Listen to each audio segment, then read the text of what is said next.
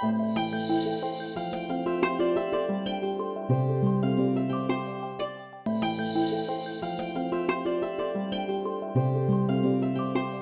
ఎపిసోడ్లో మనం నత్తికి సంబంధించిన ముద్ర తెలుసుకుందాం. దాన్ని ప్రాణముద్ర అంటారు. ప్రాణముద్రకి 2 చేతులు చేయవలసి వస్తుంది. నత్తి ఆలోచించిన విషయాలని నోటి ద్వారా మన మాట రూపంగా బయటకు తీసుకొస్తాం.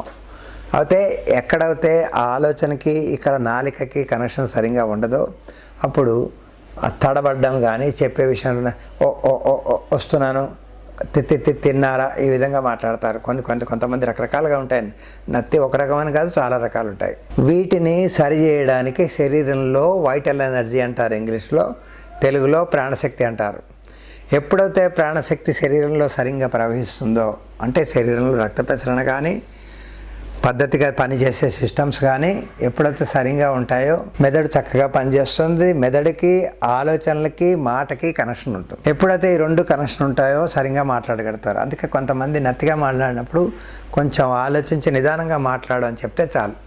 వాళ్ళు నెమ్మదిగా ఆలోచించారంటే ఆ విషయం నత్తి రాకుండా మాట్లాడగలడానికి శక్తి పెరుగుతుంది వాళ్ళకి. అయితే దీనికి తోడు ముద్రల్లో ప్రాణముద్ర చూడండి, 2 చేతులు ఈ విధంగా పెట్టి బొటన వేళ్ళు ఉంగరము చిటికిన వేళ్ళు కలిపి ఉంచాలి. చూపుడు వేళ్ళు తెరిచి ఉంటాయి. ఈ 2 దూరం ఉండకూడదు, కలిపి ఉంచాలి. అరచేతులు పైకి ఉంటాయి. అరచేతులు వెనక భాగం అంటే ఇది అరచేయి వెనక మండభాగం మోకాళ్ళ దగ్గర ఇలా ఉండాలి. ఇలా కింద పడేయకూడదు, ఈ విధంగా ఉండాలి. ఇలా వంగిపోకూడదు, దూరం పెట్టకూడదు, అలానే టైట్గా ఉంచకూడదు, ఫ్రీగా ఉండాలి. కొంచెం నడుము తల తిన్నగా ఉంచి మిగిలిన వేళ్ళు తిన్నగా ఉంచి కలిపి ఉంచి ఈ విధంగా పెట్టాలి. కళ్ళు సున్నితంగా మూసుకోవాలి. ధ్యాస శ్వాస మీద ఉండాలి. శ్వాస సామాన్యంగా ఉండాలి, స్వాభావికంగా ఉండాలి. న్యాచురల్ బ్రీతింగ్ అంటారు కదా, దీన్ని ప్రాణముద్ర అంటారు. ఈ ముద్ర వలన శరీరంలో రక్త ప్రసరణ చక్కగా జరిగి నాలిక మీద ఉండే సరస్వతి నాడి అంటారు. మనం మాట్లాడేదంతా సరస్వతి నాడి వల్లనే పనిచేస్తుంది అంటారు. నత్తిని నిదానంగా తగ్గిస్తుంది. 1 రోజు 2 రోజుల్లో తగ్గదు. దగ్గర 8 నెలలు 10 నెలలు 15 నెలలు కూడా పట్టవచ్చు. రోజుకి 10-15 నిమిషాలు ఈ విధంగా కళ్ళు మూసుకొని కూర్చోగలిగితే ఆ సాధన మన ఓపిక మీద ఉంటుంది. దీనికి వేళ్ళు చూడండి, మళ్ళీ బొటన వేలు ఉంగరపు వేళ్ళు చిటికన వేళ్ళు కలిపి ఉంచాలి. చూపుడు మధ్య వేళ్ళు కలిసి స్ట్రైట్గా ఉంటాయి. అరచేతులు ఆకాశం వైపు ఉంటాయి. అరచేతులు వెనక భాగం మోకాళ్ళ దగ్గర ఉంటాయి. మణికట్టు భాగం బెండ్ అవ్వకుండా ఉండాలి. కళ్ళు సున్నితంగా మూసుకొని ఉండాలి. అప్పుడు శరీరంలోని ఆ ఎనర్జీ ప్రొడ్యూస్ చేసినప్పుడు మాటలు నెమ్మదిగా అందరూ మనం మాట్లాడినట్టుగానే పద్ధతిగా వస్తుంది. నత్తి తగ్గిస్తుంది. దీంట్లో ఉన్న గొప్పతనం ఇది. దీన్ని ప్రాణముద్ర అంటారు. అందుకే మన పెద్దలు మాటకంత ప్రిఫరెన్స్ ఇచ్చారు. అందుకే శబ్ద బ్రహ్మ అన్నారు. మాట్లాడినప్పుడు పర్ఫెక్ట్గా మాట్లాడితేనే దాంట్లో అర్థం బాగా ఉంటుంది. దీంట్లో ఎప్పుడైతే ఈ సాధన చేస్తారో రక్త ప్రసరణ చక్కగా జరగడానికి కారణం మన పెద్దలు కూడా మనకి నిత్య సాధనలో పూజల్లో తప్పకుండా చెప్తారు. ఈ ముద్రని ప్రాణముద్ర వినుంటారు. ప్రాణాయ స్వహ అన్న మొక్క వినుంటారు. లేకపోతే నెక్స్ట్ టైం ఎప్పుడన్నా పూజలు అయినప్పుడు వినండి. ఈ విధంగా పెడతారు ప్రాణముద్ర. ఇది శరీరంలో ప్రాణశక్తిని కరెక్ట్గా పెంచేది. ఎక్కడ ఉంటుంది ప్రాణశక్తి? శరీరంలోని ఛాతి భాగంలో ఉంటుంది. మనం పీల్చుకున్న గాలి లోపలికి వెళ్ళి ఇక్కడ ముక్కులోకి వచ్చినప్పుడు శ్వాస అంటాం. ముక్కులోంచి కంఠం దగ్గర నుంచి వెళ్ళి హృదయం దగ్గరికి వెళ్ళి శ్వాసలో అంతర్భాగం ప్రాణం కింద మారుతుంది. ఆ ప్రాణం శరీరం అంతా ప్రవహించినప్పుడు అవి పంచప్రాణాల కింద మారుతాయి. వాటికి మళ్ళీ ఉపప్రాణాల కింద మారుతాయి. పంచప్రాణాల్లో ప్రాణం చాలా ముఖ్యమైనది. ఆ ప్రాణానికి సంబంధించిన ముద్రనే ఇది ప్రాణముద్ర. సాధనలో స్ట్రైట్ కూర్చోవాలి. ఒక పద్మాసనం కూర్చోండి, అర్ధ పద్మాసనంలో కూర్చోండి, లేకపోతే సుఖాసనం నేను ఇప్పుడు మీకోసం వేసాను. సుఖాసనంలో కూర్చోవచ్చు. ఏవి చేయకపోతే కాళ్ళు కింద పెట్టుకొని కుర్చీలో హాయిగా కూర్చోవచ్చు.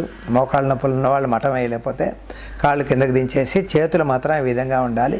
నడుము తల తిన్నగా ఉంచాలి. ముందుగా దీనికి దీర్ఘ శ్వాస కొద్ది సమయం చేయాలి. కూర్చొని కళ్ళు మూసుకొని బాగా గాలి పీల్చుకోవాలి. ఒక్క క్షణం ఆపినట్టు చేసి పూర్తి గాలి వదలాలి. మళ్ళీ వదిలేక మళ్ళీ తీసుకోవాలి. అలాగా ఒక 8-10 సార్లు చేయాలి. చేసిన తర్వాత సామాన్యంగా హాయిగా కూర్చోండి, కళ్ళు మూసుకోండి. శ్వాస ఇక్కడ స్వాభావికంగా ఉంటుంది.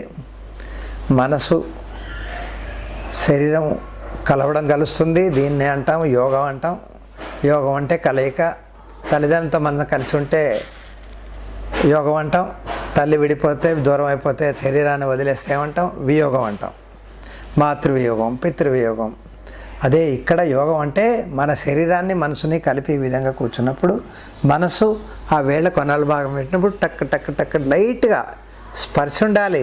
మీకు చెప్పాం కదా, ఇలా గట్టిగా నొక్కేసి వేళ్ళు వంచేసినట్టు నొక్కేసి పెడితే ఒక్క 10 నిమిషాల తర్వాత నొప్పులు వస్తాయి. హాయిగా టచ్ చేయండి.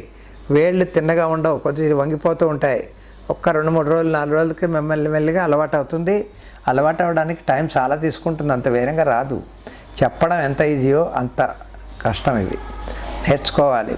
ఏ ముద్ర నేర్చుకోవాలన్నా నిదానంగా జాగ్రత్తగా 1కి 4 సార్లు వినాలి, సాధన చేయాలి, ఓపిక ఉండాలి. అప్పుడే అది పనిచేస్తుంది. ఇదేం హాంఫట్ కాదు, ఇలా అనగానే వచ్చేయడానికి, లేకపోతే మంత్రం వేయగానే తగ్గిపోయే హాంఫట్లు కావు. ఇది తెలుసుకొని జాగ్రత్తగా సాధన చేయండి. చాలా మంచి రిజల్ట్స్ కనిపిస్తాయి దీంట్లో. సాధన చేసి చూడండి. థ్యాంక్స్.